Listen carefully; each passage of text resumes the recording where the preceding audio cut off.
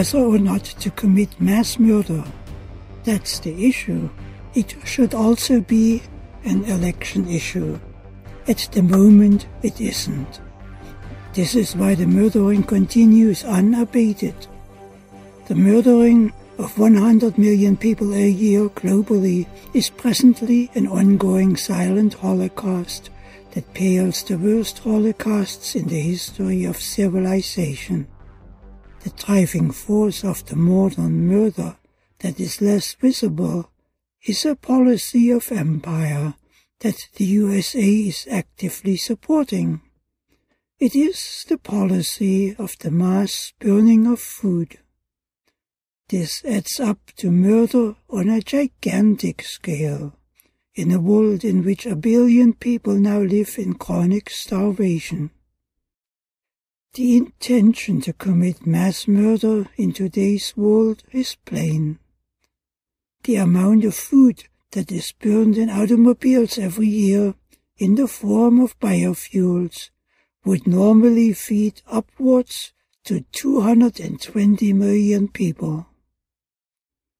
Since the food, having been burned, is no longer available for the nourishment of human beings, the policy of forced food burning on a gigantic scale has unleashed a silent holocaust of death by starvation that makes every country participating a mass murderer by intention.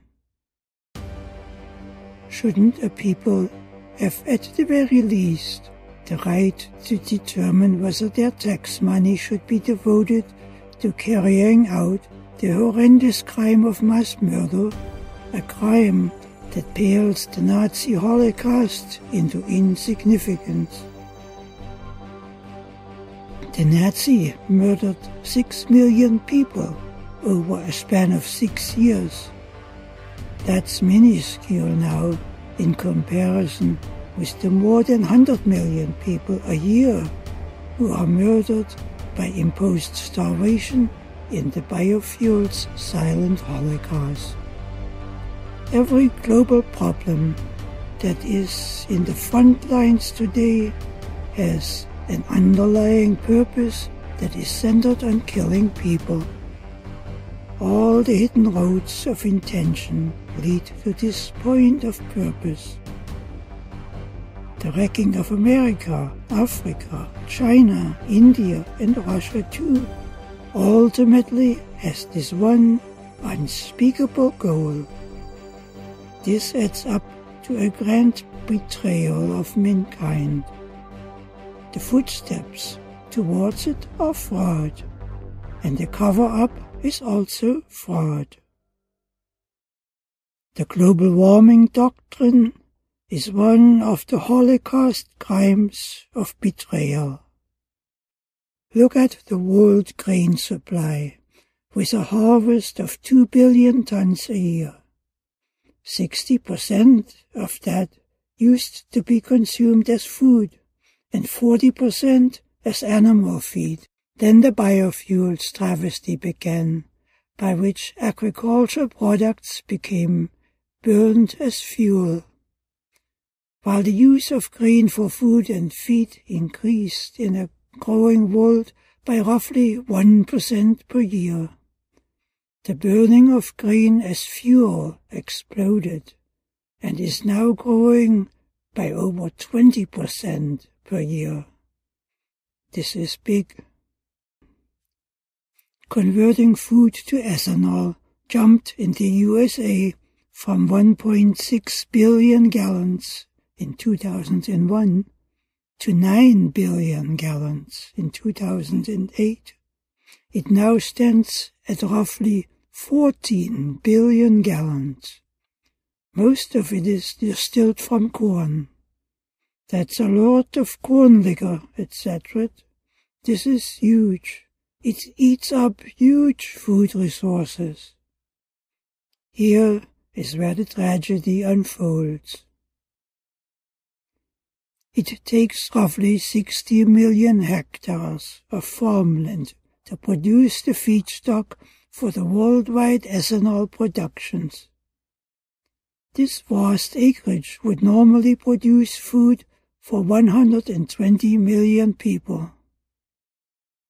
This is how much food is now being burned in cars every year in the form of ethanol biofuel. The result is mass murder. This is the intention. The burning of food in a starving world is a holocaust of murder. Starvation used to be a form of capital punishment. It still is that, but on a gargantuan scale. If the burnt food was available, it would prevent the death of a large portion of the over 900 million people worldwide who are presently subjected to chronic starvation. That's how the ethanol fuel cycle spells genocide. And what does the world get out of this food burning process, other than a huge genocide? It gets a fuel that is only 61% as efficient as gasoline, for this unimaginable mass murder is committed. Also, ethanol releases large quantities of ozone, a serious air pollutant, and also formaldehyde and so on, plus benzene and more, which are all carcinogenics. Ethanol is not a clean burning fuel. It is a serious polluter. Mechanically, the ethanol also causes internal stress corrosion cracking in metals. Industrial failures are known to have occurred in as little as 50 hours on pumps processing ethanol that have a rated 2,000-hour life expectancy. Ethanol has evidently equally deteriorating effects on the delicate fuel systems of cars. And worst of all, it takes more energy input to produce the ethanol than it gives back. While an energy gain of 30% is claimed by the proponents, this claim is widely disputed, as too many energy input items are typically not accounted for, including the energy loss due to general inefficiencies in the combustion process in automobiles that are not specifically tuned or manufactured for ethanol use. Researchers claim that an overall 30% energy loss is occurring, covering the entire energy cycle, which is more likely the case. However, whatever the case may be, biofuels can hardly be called an energy resource. It is, at the very best, only an extremely marginal one if it provides any energy gain at all. Also, there are large hidden costs involved that cannot be easily calculated. The massive water requirements, for example, for the ethanol production process imposes an enormous stress on the water supply infrastructures in many areas where the supply is scarce and is energy costly to augment. Estimates of water usage during ethanol production range from 3 to 4 gallons of water per gallon of ethanol produced. Thus, a 50 million gallon per year ethanol facility can expect to use 150 to 200 million gallons of water per year, or over 400,000 gallons per day. This adds up to 1.2 acre-feet a day, or 440 acre-feet per year. This is a huge demand, even in comparison with large-scale irrigation, especially considering that over 100 ethanol facilities are now in operation in the USA all by itself. In the Corn Belt, the source that supplies the big ethanol plants is often groundwater. This does not include feedstock irrigation and stands in competition with irrigation needs. The worldwide ethanol production requires roughly 100 trillion gallons of water per year, which in many areas is becoming a rare commodity. And what is it all for in the end? There is no energy gain realized, or at the very best only extremely little. Nor does ethanol reduce CO2 emissions, which is supposedly one of the main reasons for it. But instead, it more than doubles the CO2 emissions. The full combustion of ethanol results in CO2 and water vapor. The ratio is 40% in CO2 molecules and 60% in water vapor molecules. The full combustion of gasoline is similar. It yields 47% in CO2 molecules and 53% in water molecules. However, ethanol is only 61% as efficient, so that 39% more ethanol needs to be burnt for the same energy output. The result is that ethanol yields in total the equivalent of 55.6% CO2 molecules. This means that ethanol actually produces 8.6% more CO2 than gasoline does. And all this in addition to the CO2 emitted for producing the input energy for producing the fuel. This means that the entire global warming hoopla about ethanol being a carbon-saving clean fuel is simply not true. The ethanol cycle doubles the carbon emission. Not that CO2 actually matters in the climate equation, since the CO2 climate effect is essentially nil. The only effect that the ethanol fuel cycle does have and does achieve is a holocaust unequaled in history. The story of burning food for biodiesel is similar. While the total figures are smaller, with the total world production being roughly 5 billion gallons, the underlying insanity is worse. The acreage required for the feedstock for biodiesel production is 3 to 4 times larger per gallon, ranging from 26 gallons per acre for hemp to 102 gallons per acre for rapeseed, with an average of about 90 for peanut, soy, and sunflower oils. In addition to this dramatically larger land requirement, a 2005 study found that biodiesel from sunflower oil requires 118% more energy input than it gives back, or 27% more for diesel from soybeans. And when this is all done, the resulting fuel itself is still 11% less efficient than real diesel. This is hardly what one would call a renewable energy resource. It is a food-consuming energy drain, and it burns valuable food. Soybeans are considered the source of complete protein. A complete protein is one that contains significant amounts of all the essential amino acids that must be provided to the human body because the body's inability to synthesize them. This makes soybeans a valuable nutrition for people who want to reduce the amount of meat they eat.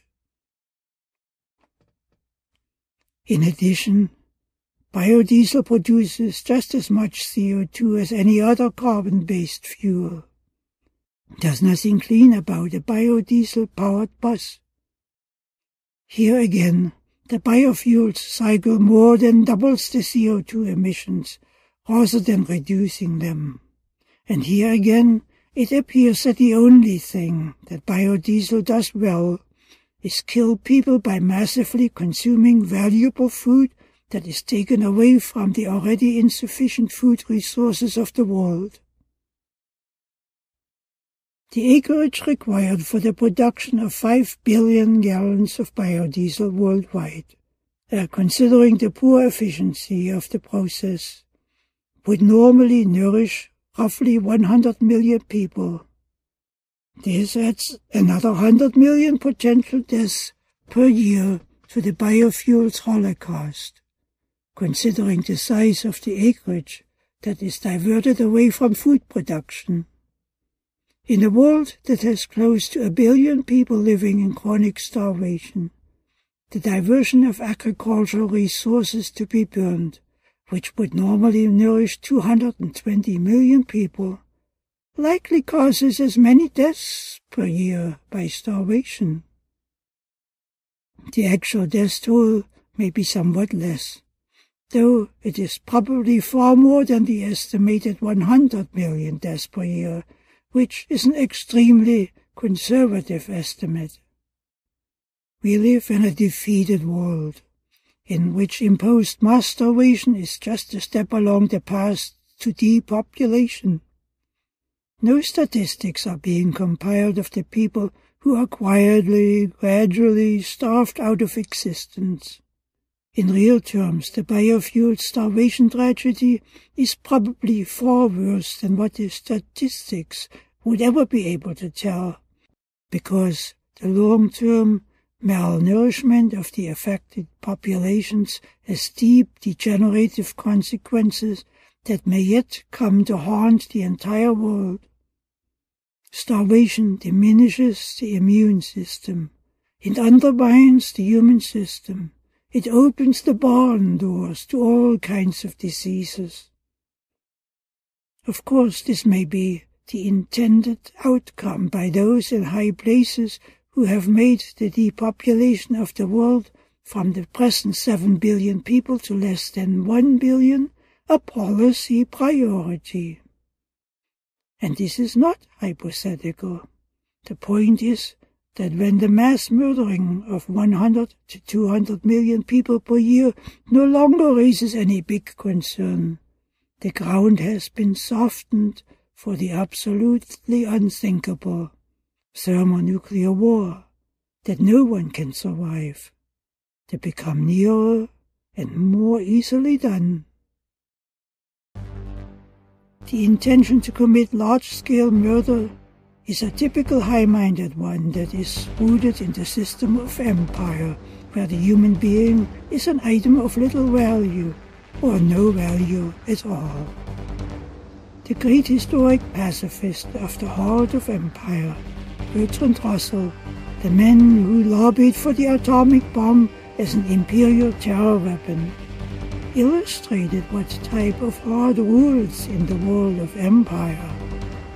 He lamented in 1951 in a policy paper that wars, even big wars, are disappointing in that they do not kill enough people. He suggested that if a biological holocaust like the Black Death could be unleashed once in every generation, the little people of humanity could procreate freely without making the world too full for the likes of his masters. He agreed that the prospect is somewhat unpleasant, as he had put it, but what of it? Really high-minded people are indifferent to happiness, especially other people. As ugly as Bertrand Russell's dreaming was, this policy that guided the policy of empire is being fulfilled. Where the Black Death of AIDS has failed, the burning of food succeeds, though it is merely a part of the wider landscape of policies for the depopulation of the world from the current 7 billion world population to less than 1 billion. Would you like to be depopulated? Actually, you are already on the target list. We are not really killing the people by burning their food, say the high-minded with their countless twisted arguments to justify their holocaust. People will die anyway. All people will die. So it is success in so many ways. We are merely helping them to die sooner. It's good for business.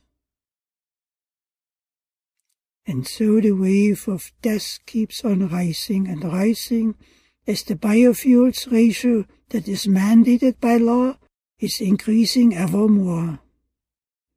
It started at E5, which means that 5% of the fuel consumed is produced from food products. Then the standard became E10. In 2011, it became E15. And some cars run on E85. In order to meet these enormously increasing volumes of biofuels, ever larger tracts of land are taken out of food production, exacerbating landlessness everywhere in the world, and of course also hunger and starvation. The biofuels cycle is anti-economic in nature as an energy producer, because biomass has an extremely low energy content, giving it an extremely low energy density. If one compares biomass with nuclear power, the energy density of biomass is so low that it is near zero in comparison. It is this low density that prevents the biomass fuel cycle to be a net energy producer. The production and gathering, transporting and processing of the biofuels input, because of the large mass that is required to get anything out of the system, requires so much energy that the produced product doesn't deliver any more energy than is required to produce it. Only under ideal conditions can a marginal energy gain be realized. In comparison, the energy gain in nuclear power systems is gigantic. The use of biofuels is actually less efficient than burning wood. At least the burning of wood, as inefficient as it was, produced an actual energy gain. It appears that the entire biofuels process was created for the purpose of committing genocide, because as an energy-producing system, the underlying process is about as inefficient as a process can get. The biofuels cycle is inefficient because less than 2% of the solar energy is actually used to capture carbon from the air.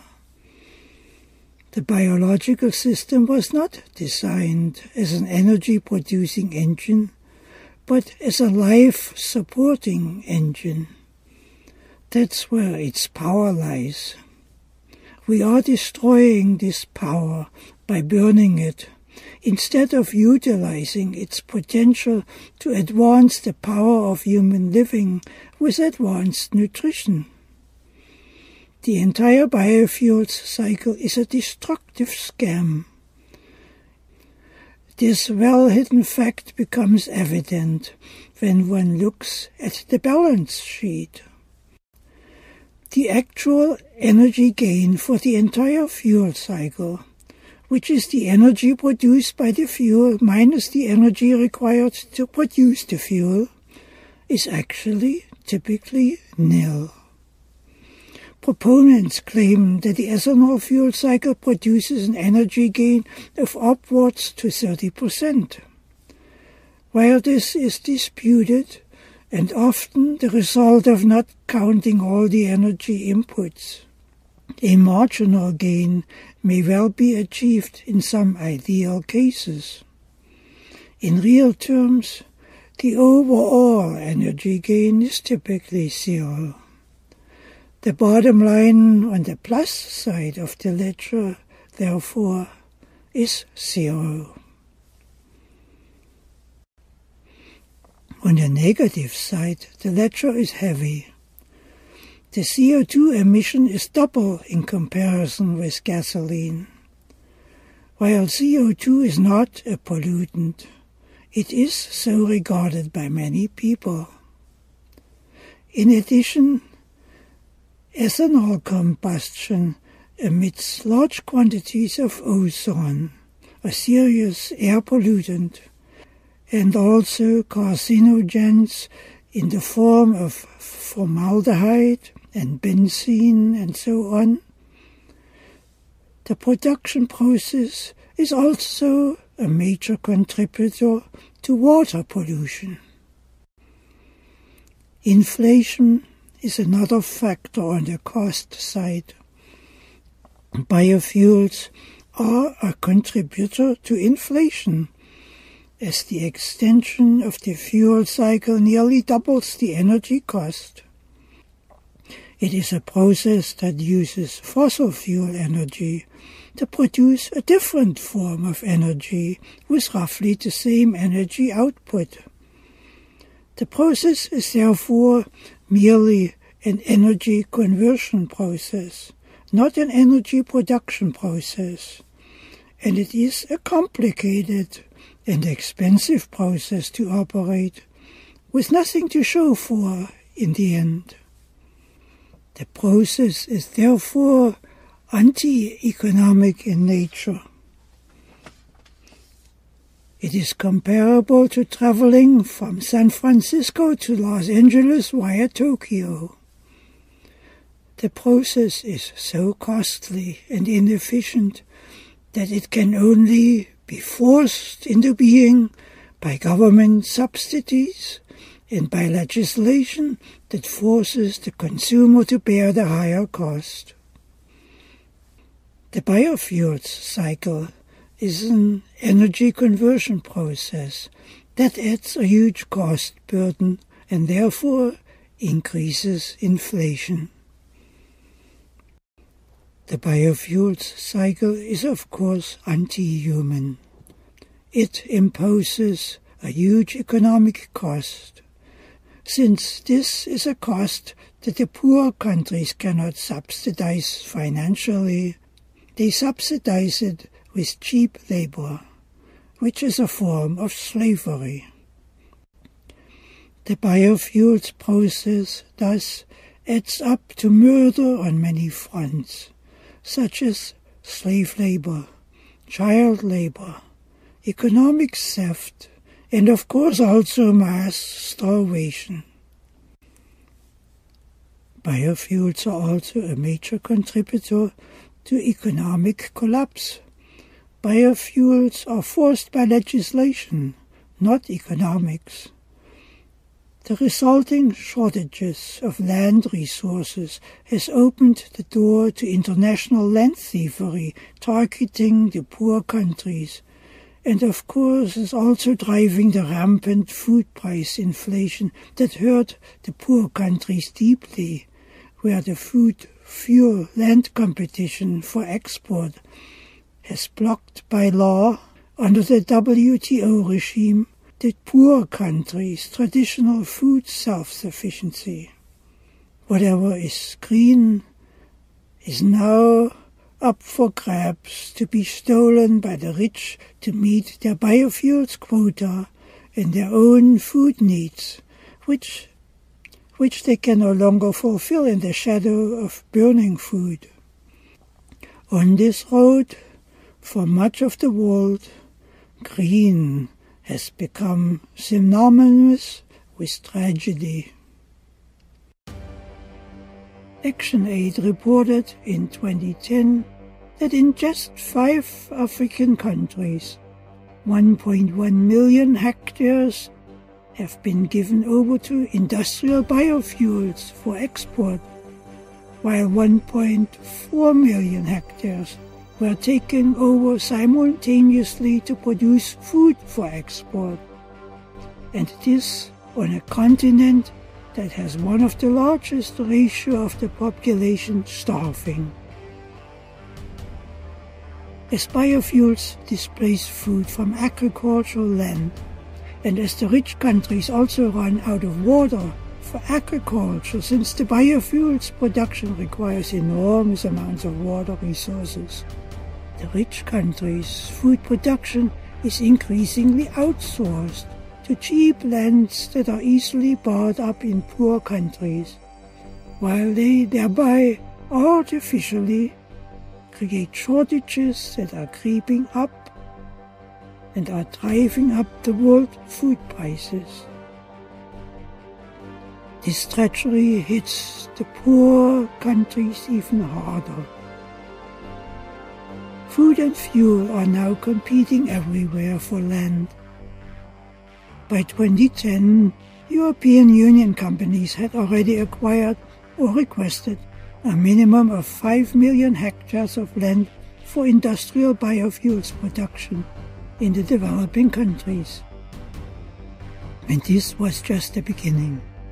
In order to meet the EU's E10 target, required another 17.5 million hectares for growing biofuels in developing countries. The bottom line is that biofuels are one of the leading engines for genocide, though not the only ones. The onset of the increasing drought conditions, with no end in sight, is making the situation still worse. In the shadow of the massive 2012 global drought, with harvests falling far short of what is needed of the most critical foods, many food-related organizations have petitioned President Obama to allow an emergency lifting of the biofuels mandate in order that the food that has become scarce may be made more fully available to nourish the population and other people instead of being burned. Their petition was denied.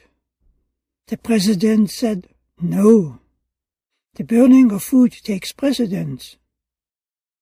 President Obama said in essence, "Let the people die."